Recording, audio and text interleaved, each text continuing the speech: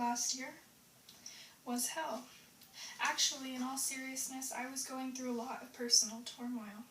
Faced with enormous stress, I suffered an anxiety attack. On some days I could do no work. On others I just wanted to lay in my bed and cry. My doctor asked if I'd like to speak with a mental health professional about my stress and anxiety. Mental health? I violently shook my head in protest and started to clam up. I felt a profound sense of shame. I felt the weight of stigma. Even though I had a loving, supportive family and incredibly loyal friends, I could not entertain the idea of speaking to anyone about my feelings of pain. As stated by the World Health Organization, 1 in 4 people will be affected by a mental or neurological disorder at some point in their lives. In a quote by Glenn Close, what mental health needs is more sunlight, more candor, and more unashamed conversation. In today's America, if someone were to find out you had a mental illness, they would be scared of you. Suicide rates are up, and mental health care is at its lowest. Thousands of lives have been lost to a society that has built up a stigma against them. From the TED Talks towards a new understanding of mental illness by Thomas Inzel, and There's No Shame in Taking Care of Your Mental Health by Sangu Dell, the poetry Perfect by Maya Mayer, as well as the articles from The Healthy Place, The Atlantic, and the American Psychological Association, Silenced by Stigma, a program because this is a serious issue and their voices need to be heard. The mental health system suffers for one reason: stigma. The public does not want to pay for an adequate mental health system. That results in shoestring budgets for a skeleton staff. There's little oversight and accountability because mental health is not a priority. The stigma attached to mental illness makes advocating for better conditions like fighting to improve the prison system. No one cares enough to be outraged. The first time I heard mental health, I had just gone through the brutal experience of losing 7 loved ones in the same month. The school nurse, concerned about what I'd gone through, she inquired about my mental health. Is she mental? I thought. Does she not know? We neither process nor experience our emotions. We deal with our problems. Because of those prejudices and misunderstandings, many people are afraid to go public with their illness or seek help. Untreated disorders led to an estimated $417 billion in annual costs related to lost productivity, crime, and healthcare. Is there something wrong with you? A loose screw or two that ruined your ability to function? Why are you always so tired? Your life is uninspired and small. All you do is sprawl on the couch with outstretched limbs like a sloth in slow motion. Where is your devotion to succeed? Do I need to force feed you discipline until you finally concede?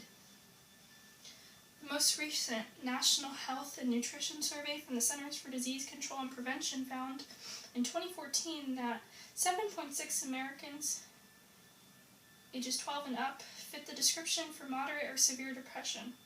Among people with severe depression, 35% reported seeking help from a mental health professional. Only 20% of those with moderate symptoms sought help, and 13% of those with mild symptoms. The discussion around anxiety and mental health has evolved, but there's still a misunderstanding in common parlance about things like anxiety, bipolar disorder, depression. Depression is not just being sad, and anxiety is not just being stressed out. They are true biological disorders that can be quite debilitating. What drives the disability for these disorders, like schizophrenia, bipolar, and depression? Why are they number 1 here? Well, there are probably 3 reasons. One is that they're highly prevalent. About 1 in 5 people will suffer from one of these disorders in the course of their lifetime. A second, of course, is that for some people, these become truly disabling, and it's about 4 to 5%, which is about 1 in 20. But what really drives these numbers, this high morbidity and to some extent the high mortality, is the fact that these start very early in life. 50% will have onset by age 14, 75% by age 24. A picture that is very different than what one would see if you're talking about cancer or heart disease, diabetes, hypertension. Most of the major illnesses that we think about as being sources of morbidity and mortality, these are indeed the chronic disorders of young people. That's precisely the reason why we need to speak out. The more we speak out about 3 reasons the mental health system suffers, the more people will become aware of the problems. The more people aware of the problems, the more they'll understand that stigma leads to these conditions, and the more they will accept that mental illness is just a brain disorder, and that we deserve treatment just like any physically ill person. We need to call attention to 3 reasons the mental health system suffers: poorly trained and overworked staff, lack of funding, and stigma, in order to change what we cannot accept. We often respond to mental health with distance, ignorance, guilt, fear, and anger. But few cited other known causes of mental illness, like genetics, socioeconomic status, war, conflict, loss of a loved one. The stigmatization of mental illness often results in the ostracizing and demonizing of sufferers. For me, the stigma is personal. In 2009, I received a frantic call in the middle of the night. My best friend in the whole wide world, a brilliant, philosophical, charming, hip young man, was diagnosed with schizophrenia. I witnessed some of the friends we'd grown up with recoil. I heard the whispers, I heard the snickers, derogatory, demeaning commentary about his condition. Words we would never say about someone with cancer. Somehow, when it comes to mental illness, our ignorance eviscerates all empathy. I stood by his side as his community isolated him, but our love never wavered. Tactically, I became passionate about mental health. I helped found the Mental Health Special Interest Alumni Group at my college. I saw students struggle and unable to speak to anyone. Even with this knowledge and with their stories in tow, I in turn struggled and could not speak to anyone. When I faced my own anxiety, so deep is our fear of being the madman. Destigmatizing mental illness needs a national push. Over the past 2 decades, people have learned more about mental illness, and most believe treatment is effective. However, the public is more likely to believe that people with mental illnesses are dangerous and unpredictable. A result, we suffer in solitude, silenced by stigma. I get up at 5 in the morning every day. I start my day the same way, worried that I'll collapse, as my bones start to decay from cleaning up your scraps. Why is your room such a mess? The clothes go in the hamper, Maya, not displayed on your bed like a lack of morals, not littered on the floor, collecting more dust than my withered expectations. 3 reasons the mental health system suffers. In addition to the lack of will to improve things, stigma causes people who speak out to be questioned. As I said to the reporter, it's as if they think that just because we're psych patients means we don't have any idea what's happening to us. Our allegations are not taken seriously, and even when proven true, there's no will to fix things. What I've been talking to you about so far is mental disorders, diseases of the mind.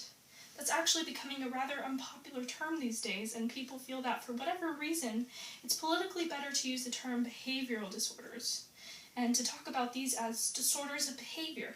Fair enough, they are disorders of behavior, and they are disorders of the mind. But what I want to suggest to you is that both of those terms, which have been in a play for a century or more, are actually now impediments to progress. That what we need conceptually to make progress here is to rethink these disorders as brain disorders.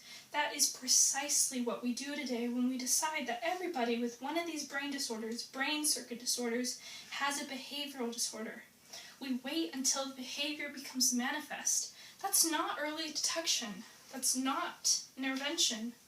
We need to realize that our mental struggles do not detract from our virility, nor does our trauma taint our strength. We need to see mental health as important as physical health. We need to stop suffering in silence. We must stop stigmatizing disease and traumatizing the afflicted. Why are you down here, Maya? Why are you down here when you need to be up here with the ones who have a promising career, who listen when information goes in one ear and doesn't come out the other? You'll never be up here, Maya. You act as if the act of listening is a crime, or you would have heard me for the 666th time. Talk to your friends. Talk to your loved ones. Talk to health professionals. Be vulnerable. Do so with the confidence that you are not alone. Speak up if you're struggling. Being honest about how we feel does not make us weak. It makes us human. It is time to end the stigma associated with mental illness. So the next time you hear mental, do not think of the madman. Think of me.